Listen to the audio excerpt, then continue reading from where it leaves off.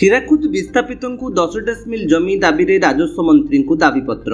8 ବର୍ଷ ଧରି ନୂଆ ଜମି ଆବଣ୍ଟନ ନାହିଁ, 800ରୁ ଅଧିକ ମାମଲା ଝୁଲୁଥିବା ଅଭିଯୋଗ। ହୀରାକୁଦ ବିସ୍ଥାପିତ ପରିବାରଙ୍କୁ ସରକାରୀ ନିଷ୍ପତ୍ତି ଅନୁଯାୟୀ 10 ଡେସିମିଲ୍ ବାସୋପଯୋଗୀ ଜମି ଯୋଗାଇ ଦେବା ଦାବିରେ ହୀରାକୁଦ ବିସ୍ଥାପିତ କଲ୍ୟାଣ ସମିତି ସମ୍ବଲପୁର ପକ୍ଷରୁ ରାଜସ୍ୱ ଓ ବିପର୍ଯ୍ୟୟ ପରିଚାଳନା ମନ୍ତ୍ରୀଙ୍କ ଉଦ୍ଦେଶ୍ୟରେ ଏକ ଦାବିପତ୍ର ପ୍ରଦାନ କରାଯାଇଛି। ଆମ୍ବାବନ ତହସିଲଦାରଙ୍କ ଜରିଆରେ ଏହି ଦାବିପତ୍ର ପଠାଯାଇଥିବା ଜଣାପଡ଼ିଛି। ଦାବିପତ୍ରରେ ସମିତି ପକ୍ଷରୁ ଦର୍ଶାଯାଇଛି ଯେ ହୀରାକୁଦ ବିସ୍ଥାପିତ ପରିବାରଙ୍କୁ 10 ଡେସିମିଲ୍ ଜମି ପ୍ରଦାନ ପାଇଁ ରାଜସ୍ୱ ବିଭାଗ ଓ ବିଭିନ୍ନ ପ୍ରଶାସନିକ ସ୍ତରରୁ ସମୟ ସମୟରେ ନିର୍ଦ୍ଦେଶ ଜାରି ହୋଇଥିଲେ ମଧ୍ୟ ତାହାର ସଠିକ୍ କାର୍ଯ୍ୟକାରିତା ହୋଇନାହିଁ। ସମିତିର ଅଭିଯୋଗ ଅନୁଯାୟୀ ଭଟଲି ତହସିଲରେ 20ଟି ଓ ଆମ୍ବାବନା ତହସିଲରେ 18ଟି ପରିବାରଙ୍କୁ ପଟ୍ଟା ପ୍ରଦାନ କରାଯାଇଥିଲେ ମଧ୍ୟ ଜମିର ସୀମା ନିର୍ଦ୍ଧାରଣ ଡିମାର୍କେସନ ନ ହେବାରୁ ସେମାନେ ଜମି ଦଖଲ କରିପାରୁନାହାନ୍ତି। ଏଥିସହ ଗତ 8 ବର୍ଷ ଧରି ଆମ୍ବାବନା ତହସିଲରେ କୌଣସି ନୂଆ ଜମି ଆବଣ୍ଟନ କରାଯାଇନଥିବା ଦାବି କରାଯାଇଛି। ଦାବିପତ୍ରରେ ଆହୁରି ଉଲ୍ଲେଖ ରହିଛି ଯେ ଅଟାବିରା ତହସିଲ ପକ୍ଷରୁ ସରକାରୀ ନିର୍ଦ୍ଦେଶର ଭୁଲ ବ୍ୟାଖ୍ୟା କରି ବିସ୍ଥାପିତଙ୍କଠାରୁ 5 ପ୍ରକାରର ପ୍ରମାଣପତ୍ର ମଗାଯାଉଥିବାରୁ ପ୍ରାୟ 800ଟି ଆବେଦନ ଦୀର୍ଘ 5 ବର୍ଷ ଧରି ବିଚାରାଧୀନ ଅବସ୍ଥାରେ ରହିଛି।